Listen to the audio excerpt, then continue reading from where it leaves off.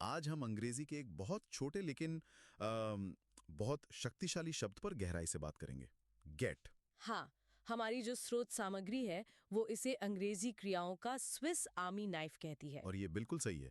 ये एक ऐसा शब्द है जो मतलब हर जगह है, फिल्मों में, गानों में, रोज की बातचीत में।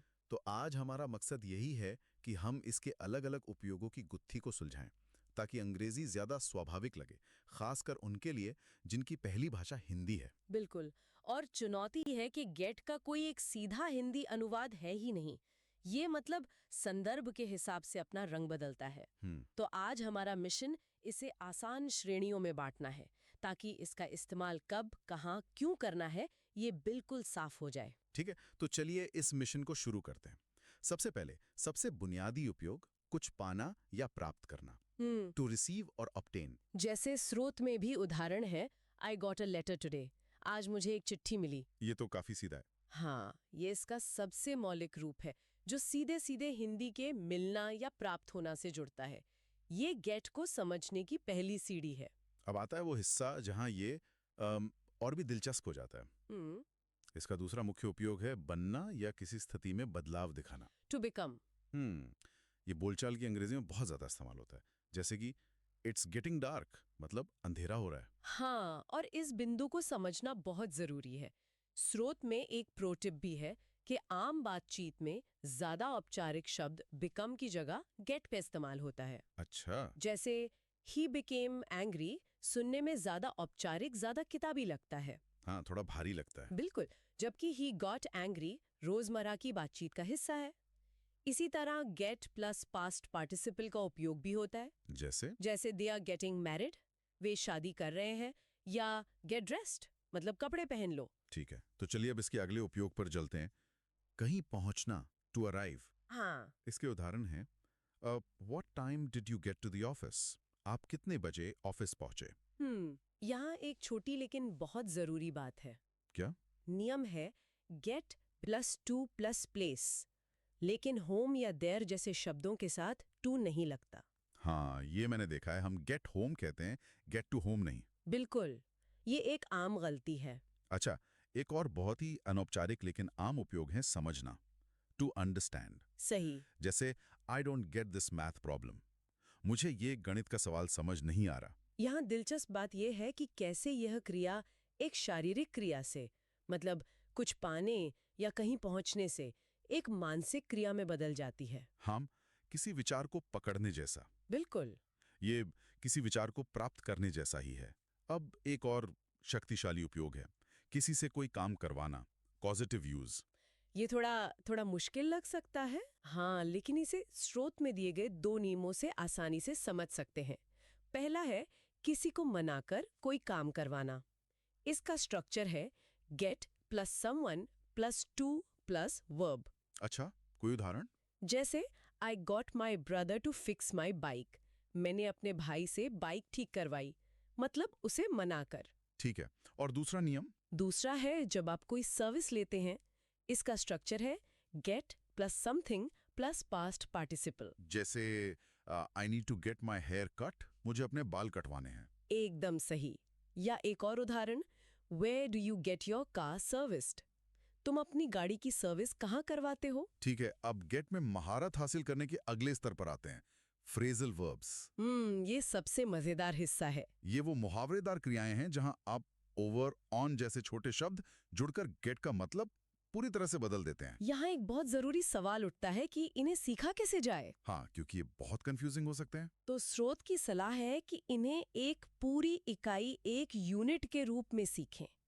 हर शब्द का अलग अलग अनुवाद करने की कोशिश न करें।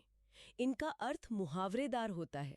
चलिए स्रोत से कुछ मजेदार उदाहरण देखते हैं कि ये कितने विविध हैं। सबसे पहला और आसान, गेट अप, उठ जाना। I get up at 6 AM। हाँ, फिर है गेट अलोंग विद, मतलब मेल जोल रखना।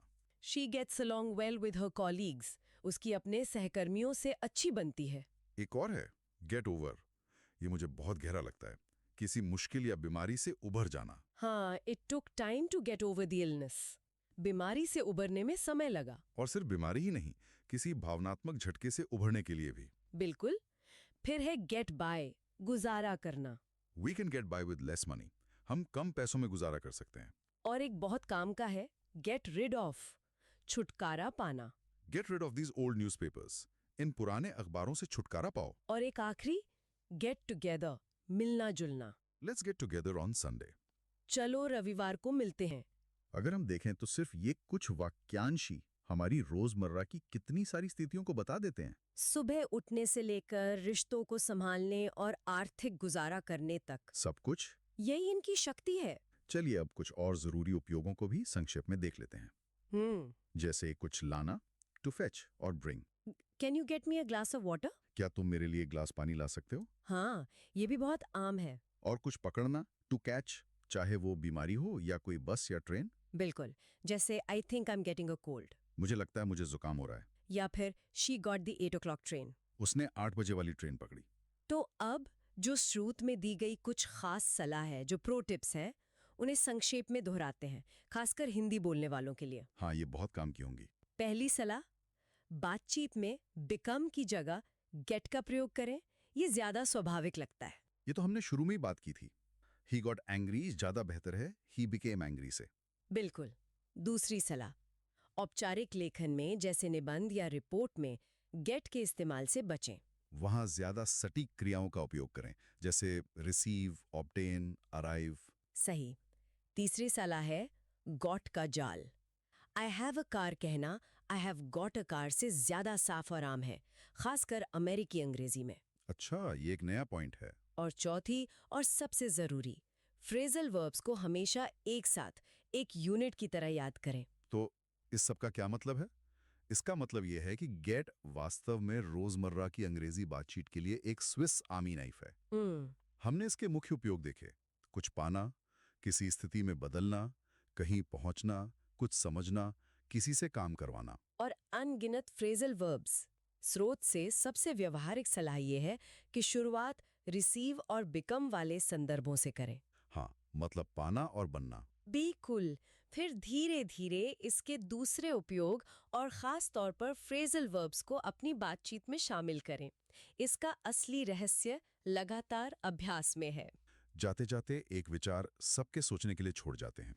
हमने देखा कि कैसे गेट शब्द बिकम या अराइव जैसे औपचारिक शब्दों की जगह ले सकता है। तो अगली बार जब कोई मूल अंग्रेजी बोलने वालों को सुने तो यह ध्यान देने की कोशिश की जा सकती है कि वे गेट का कितनी बार इस्तेमाल करते हैं और कितने अलग-अलग तरीकों से। और इससे भी आगे जाकर ये सोचना दिलचस्प होगा कि क्या अंग्रेजी में और भी ऐसी सरल आम क्रियाएं हैं जिनमें इस स्विस आर्मी नाइफ जैसी खूबी हो।